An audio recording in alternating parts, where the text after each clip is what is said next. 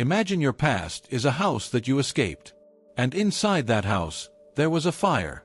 Now, someone asks you what it was like. And you say, "Oh, it wasn't that bad. There was some smoke, but I had a window. The flames were mostly in the other rooms." Honestly, other people have escaped much bigger fires. This is the quiet, reflexive, and profoundly painful act of downplaying your own trauma. It is the language of minimization. The subconscious habit of taking your own painful story and making it smaller, more palatable, less significant. If you have ever found yourself saying the words, "It wasn't that bad," or "I'm being dramatic," or "so many people have had it worse," then you know the strange shame that comes with trying to honor your own pain. You feel like a fraud for even calling it trauma. Today, we are going to explore the secret, protective reasons why you do this. Because downplaying your trauma is not a sign that the trauma wasn't real. It is one of the most common and logical signs that the trauma was, in fact, very real and very significant. You are not minimizing your pain because it was small. You are minimizing it because the reality of its size is still too terrifying to fully acknowledge. Let's start with the most fundamental reason. Minimization is a survival strategy learned in childhood. For a child, the adults in their world are their entire world. Their survival depends, completely, on maintaining their attachment to these caregivers. So what does a child's brilliant brain do when the source of their love is also the source of their pain? It cannot afford to see the caregiver as bad. That would be too terrifying. The entire foundation of their world would crumble. So, the child's mind performs a magical, life-saving trick. It decides that the pain itself must not have been that bad. It's just how they are. They didn't mean it. It's my fault. If I were better, they wouldn't have to be this way. Downplaying the pain is the only way for the child to keep their world intact. It is the only way to preserve the goodness of the people they desperately need to believe in. You did not learn to minimize your pain as an adult. You became a master of it when you were a small child, trying to make sense of an impossible situation. The second reason is that minimization is a form of emotional self-protection. To fully open the door and look at the true size of your past pain can be completely and utterly overwhelming. It can feel like opening the door to a tsunami. So, your mind, in its role as your protector, only allows you to open the door a tiny crack. It allows you to look at a small, manageable piece of the pain. "It wasn't that bad" is a form of emotional dosage control. It is your psyche's way of titrating your own story, giving you only as much as it believes you can handle at any given moment. It is not a denial of the pain.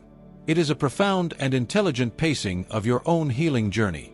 The third reason is a deep, internalized loyalty to your family or abuser. This is a very difficult one to acknowledge. Families, even dysfunctional ones, often have a powerful unspoken rule: you do not talk about what happens in this house. Speaking the full, unvarnished truth about your childhood can feel like a profound act of betrayal. It can feel like you are attacking the people you were supposed to love, or still do love. So you soften the story. You protect them by minimizing what they did. This loyalty is a remnant of that child's deep, biological need for attachment. A part of you still believes that if you tell the whole truth, you will be cast out, abandoned, and left completely alone. The fourth, and very common reason, is the powerful effect of gaslighting. If you grew up in an environment where your reality was constantly denied, where you were told, "That didn't happen," "You're imagining things," or "You're too sensitive," you were trained to believe that your own perceptions are unreliable. You learned to live in a state of self-doubt. So now, as an adult, when you look back at your past, you don't trust your own story. You think, "Maybe I am remembering it wrong. Maybe it wasn't as bad as I think." This is not a failure of your memory. This is the success of your conditioning. You are repeating the story that you were taught to believe about your own experience. And finally, you downplay your pain because of comparison. The trauma comparison game. You hear someone else's story of horrific abuse, or you see the suffering in the world, and you immediately invalidate your own. "My pain is nothing compared to that. I have no right to complain." This is a logical fallacy, but it is a powerful one. It is like saying, "I can't be sad that I broke my arm, because some people have lost both of their legs." pain is not a competition. There is no hierarchy of suffering that makes your experience less valid. Your pain matters, not because it is worse than someone else's, but simply because it is yours. And it hurt you. So what is the cost of constantly telling yourself, it wasn't that bad? The cost is that you stay stuck. The wound that is minimized can never truly be healed. You cannot heal a wound that you pretend does not exist. Downplaying your pain keeps you in a state of quiet, low-grade suffering. It leads to confusion, to anxiety, to depression. Because a part of you knows the truth, and that part is at war with the story you are telling. So how do we begin to honor our own story? How do we learn to say, it was that bad? It begins with one simple, radical act: validation. You must give yourself the permission you were never given as a child. The permission to let your pain be exactly as big as it was. You can start by simply changing the language. Instead of, it wasn't that bad, you can try, it was hard for me. Instead of, I'm being dramatic, you can try, my feelings are a valid response to what happened. You are slowly, gently, rewriting the internal script. Next, you must find a witness. Shame thrives in secrecy. You do not have to tell your story to the whole world. You just need to tell it to one safe person. A therapist. A trusted friend. A support group. Someone who will not try to fix you, or judge you, or tell you it wasn't that bad. Someone who will simply listen, and bear witness, and reflect back to you the truth.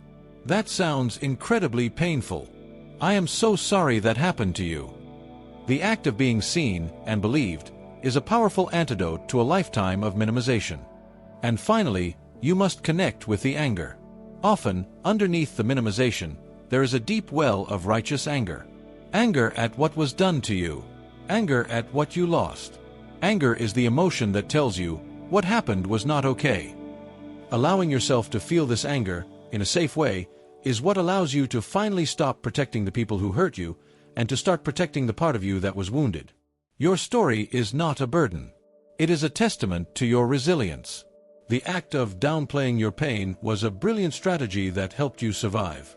But you are no longer that small, powerless child. You are an adult now, and you have the strength and the right to stand in the truth of your own experience. It was that bad, and you survived it, and that makes you a miracle. If this video was helpful for you, please show your support by clicking the like button. To continue this journey of healing, subscribe to the channel and turn on the notifications. And if you know someone who is always downplaying their own struggles, please share this video. It might be the validation they need to finally start honoring their own story. Thank you for watching. Your pain was real.